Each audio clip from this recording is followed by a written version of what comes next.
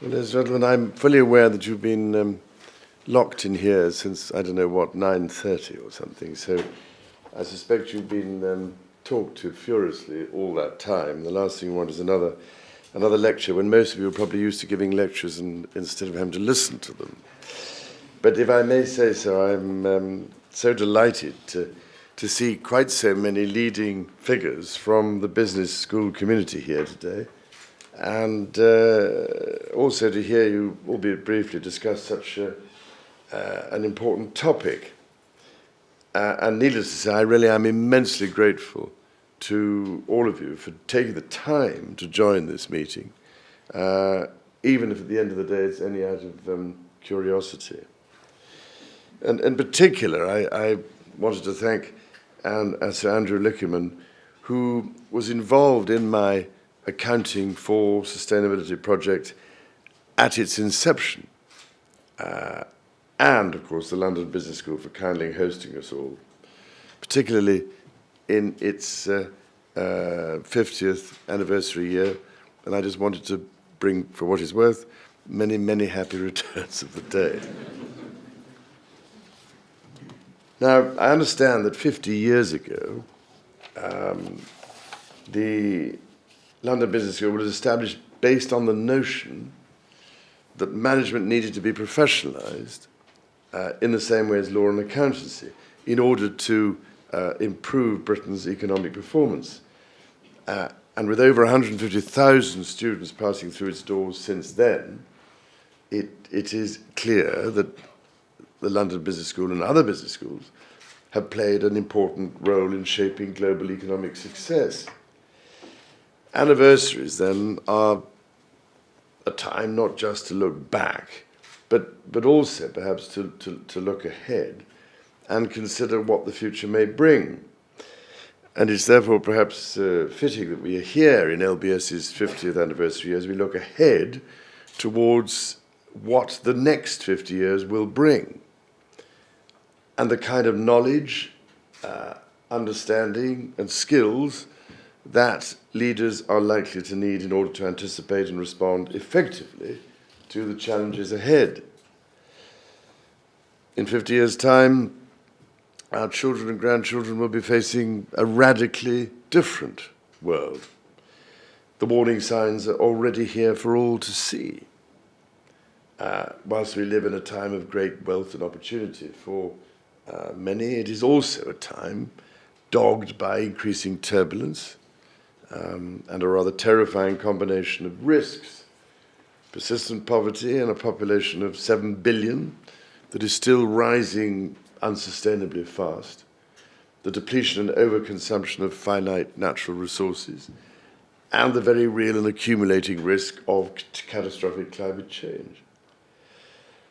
The recent 2014 report from the Intergovernmental Panel on Climate Change makes clear that the severe, as they put it, pervasive and irreversible consequences of climate change, if left unchecked, could be beyond our capacity to rectify. Those consequences include more of what we are already seeing in the form of extreme weather events that damage our infrastructure and disruptive weather patterns that undermine our ability to feed a growing population. Now, ladies and gentlemen, I know only too well that there are siren voices on all sides telling us that this is all total rubbish, dreamt up by half-baked environmentalists based on or bent on destroying capitalism as we know it.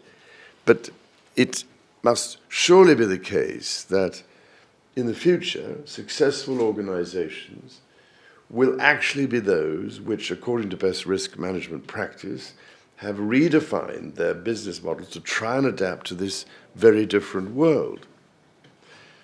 It seems clear to me that those who find ways to use natural resources in a sustainable and circular way, with nothing going to waste, will find themselves uncovering new sources of innovation, reducing their risks, and increasing their competitive advantage. Even more success will be defined by those who have shown real leadership in helping us to change trajectory and avoid the worst outcomes that at present seem so likely. And funny enough, thinking about the circular economy, I was looking at just one or two examples from companies that have started to move in this direction. One of which is Royal Dutch State Mines, and I met the CEO a few years ago, called Fieke Sabizma, a remarkable man that I think Polly introduced me to. And it's just an intriguing example that he was courageous and robust enough to move his company out of a profitable fossil fuel-based petrochemical business into biotechnology and life science and animal nutrition products. But to do all this, the company had to escape from the conventional straitjacket of short-termism and close the door on those investors who, at the time, totally refused to take the long-term view. And now, at the end of the day, Royal DSM is delivering some of the highest yields the company has ever seen to those investors prepared to look towards the long term. And one other brief example is Philips. And, for instance, it's very interesting what they're doing now on their lighting systems. Just this, you know probably better than I. But Philips says they can reach more customers if they retain ownership of the lighting equipment, as customers don't have to pay high upfront costs. And Philips ensures the sound environmental management of end-of-life lighting equipment. So basically, it's a new way for customers to achieve their sustainability goals, high lighting performance, high energy efficiency, and a low materials footprint. And over 3 years, the 3 years leading to 2012, Philips' growth in products with a strong sustainability focus was 8.7 times faster than the average growth of the company. Just two examples. Always a good thing to give examples, I think. But ladies and gentlemen, after the financial crash in 2008, there were many to be heard saying it was increasingly clear that business as usual was simply not an option. However, old habits tend to die very hard, and now we need to innovate like never before and to accelerate the pace of learning and change if we are to have a chance of a future we might want. But today's financial system does not actively reward long-term thinking, as we've been hearing, nor does it recognize the dependency of our economic success on the health and stability of our communities and of the natural environment, all too often regarded as an irrelevant distraction. Now, I suspect it is only too obvious that I'm not any sort of financial or business expert.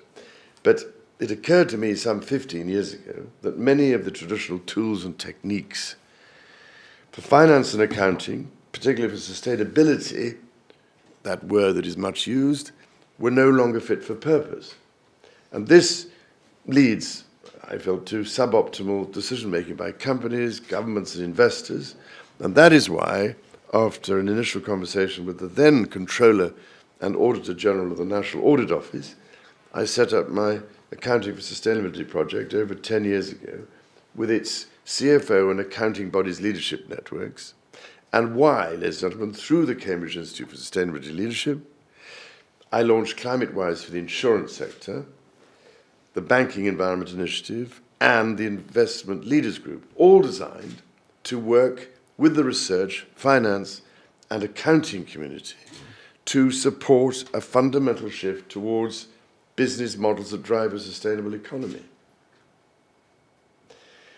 And I know that for many finance professionals, sustainability is a term that immediately suggests the kinds of measures that frustrate robust decision-making and the maximization of profits.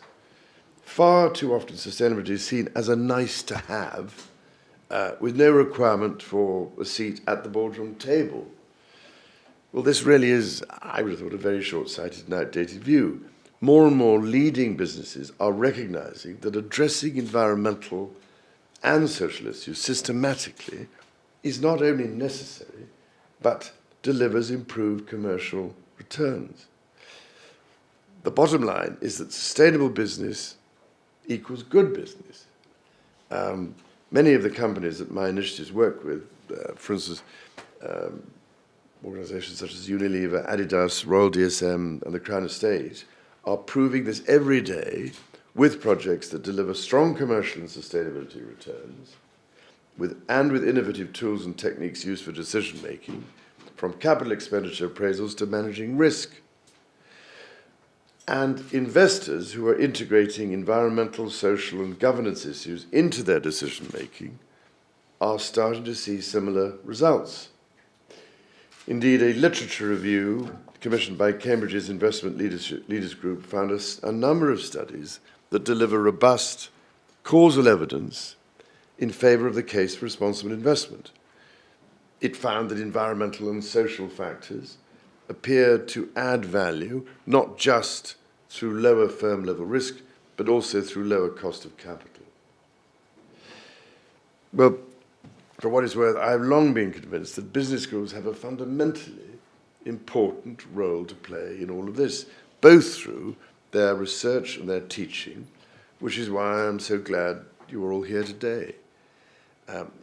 You, ladies and gentlemen, are ideally placed to challenge established precepts and provide new thinking that will help organizations to improve their management of and accounting for social and environmental issues.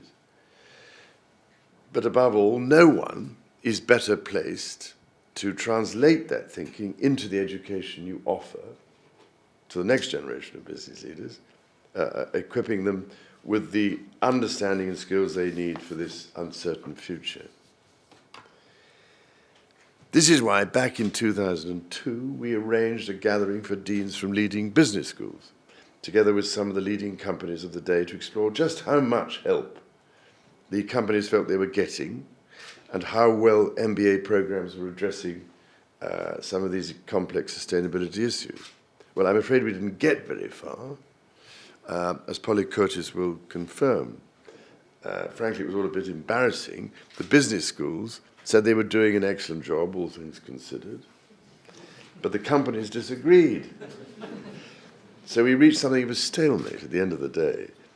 Fortunately, even then, there were some notable exceptions to the rule in the business school community.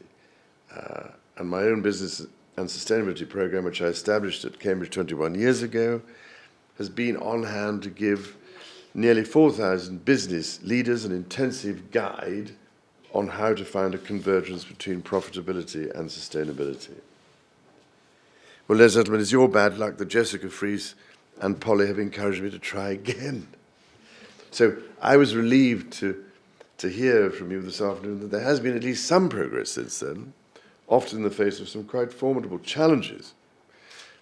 It's clear that new and important research is emerging from many quarters, including that relating directly to finance and accounting.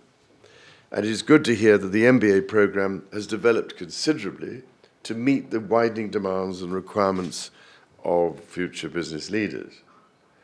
A growing number of business schools are offering specialist modules on sustainability issues, although I gather there are more often than not, these are more often than not offered as optional electives or are included as part of ethics teaching. Elsewhere, there has been progress too. The work that A4S has conducted with the professional accounting bodies to integrate sustainability into the accounting syllabus, and the work that the CFA Institute has started to do in relation to financial analysis shows that real progress is possible. But, ladies and gentlemen, is all this enough? And why on earth is it taking so long to get the message through?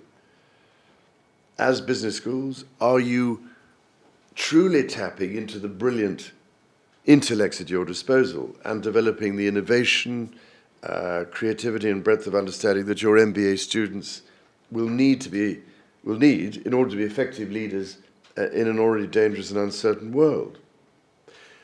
Is the notion of environmental limits and the enhancement of community capital a recurring theme in your finance and accounting, marketing, corporate strategy, and manufacturing modules? How often, for instance, do key words such as population, poverty, climate change, ecosystems and biodiversity, human rights, Africa, megacities, and the empowerment of women appear in your lectures or academic publications? Are your young, untenured academics promoted and rewarded for doing work that relates to sustainability, ethics, or society? In short, are your business schools really in touch with the issues that will increasingly have an impact on the future viability of businesses? Or should wise and forward-thinking companies be looking elsewhere to develop their executives for the future?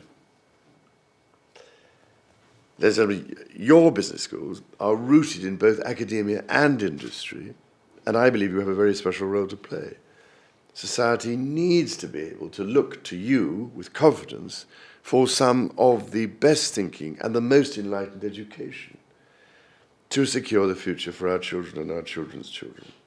So, if I may just add this in at the end, my challenge to all of you is to build on what you are doing already and find ever better ways to integrate sustainability into every aspect of your research and teaching.